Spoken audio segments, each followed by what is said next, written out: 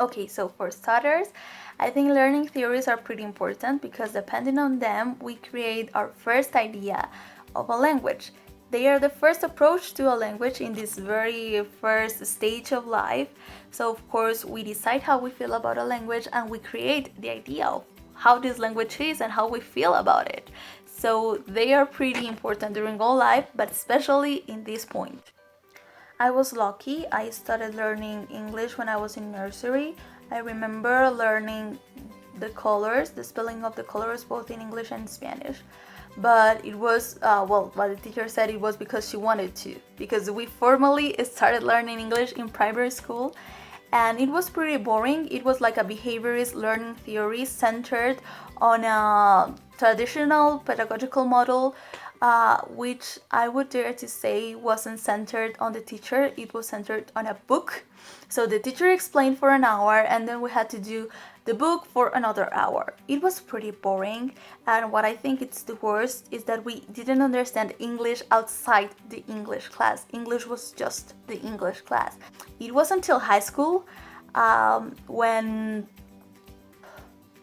I entered to a more constructive learning theory, because the English was given by levels, so we had to present an exam and get into different levels, and I loved that we didn't have a book. I really loved that because the teacher was so creative. We had to do plays, we had to do songs, we had to do presentations, we had to do research, look for the quote of the day, look for an article of the day. It was amazing because you start realizing that English is not a subject, it's a language, so it's everywhere. And that was amazing. It was amazing because it kind of understood that it understood that we had a level because we were classified by levels, and it wasn't just the teacher giving the class, but the whole group. We did something together. Individually, I did something together. I did something too, sorry. And I also would dare to say that it was a little bit conductist because we depended a lot on the grades and different things that we could earn at the end of the year. So I'm going to focus on two mistakes. The first one is in the red circle, and of course it's missing a fanboy. I had already learned the use of fanboys and commas, but when I wrote, I forgot about them. I liked that the teacher never told us what CS meant. She said we had to identify the problems ourselves. And I think this makes part of the noticing hypothesis, in which the learner notices the input and makes it the intake. That means that he's conscious of what it's learning and the mistakes that he has. The blue circle shows a problem of transference.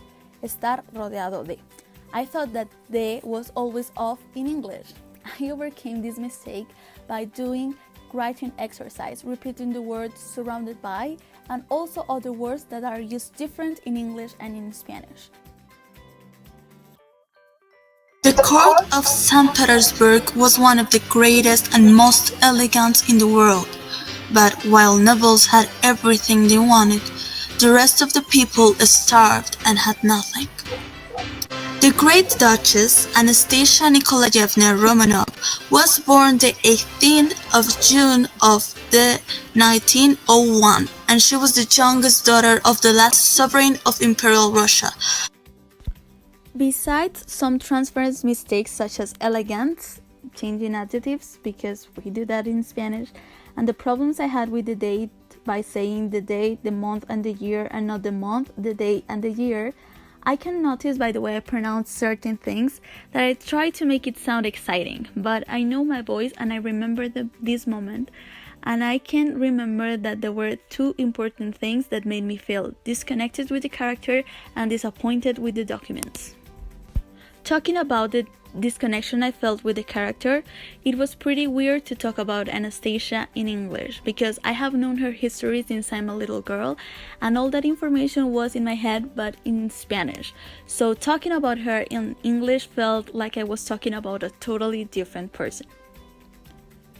Now, talking about the disappointment, I'm going to be a historian, so I decided to look for real sources to do my research, but I was disappointed because most of them were very complex and I couldn't understand them all. That's why I made another mistake. I looked up all the info in Spanish and then translated it. And that's the reason why I wasn't very excited with the video. This is related to the affective filter hypothesis. Because of the disconnection and the disappointment of not understanding all the documents, the video was not as good as it could have been. However, this episode motivated me to look up for ways to integrate my two majors, and that's why I started to look for historical articles and documents specialized in history and in literature. I also began to read more about historiographical theories that were born in English-speaking countries as social history. Moreover, whenever there was a chance to do something historical in the Modern Languages program, I would try to do it even if it meant that it would be harder. I tried to do it. It was a challenge, but I wanted to feel English as part of my history major. Now, I can't say I have achieved everything I want to achieve, but the first time I could read one of the most traditional authors of social history, I almost cried. Although many people think that pedagogy is just part of classrooms and schools, we can say that there is pedagogy everywhere because it's related with learning and education. For example, in a family, some parents would run to help their child when he falls down from his bike, and maybe they would think that a bike is way too dangerous, while other parents would just stand and say, "Get up and start again until you learn." And they would let their child to experience and learn from his mistakes. Others would give a class about how to ride a bike, showing the elements of protection and the theory, while others would just sit on the bike with their kids and start riding. This is just one single and simple example, but we are constantly learning everywhere. Therefore, pedagogy can be almost everywhere.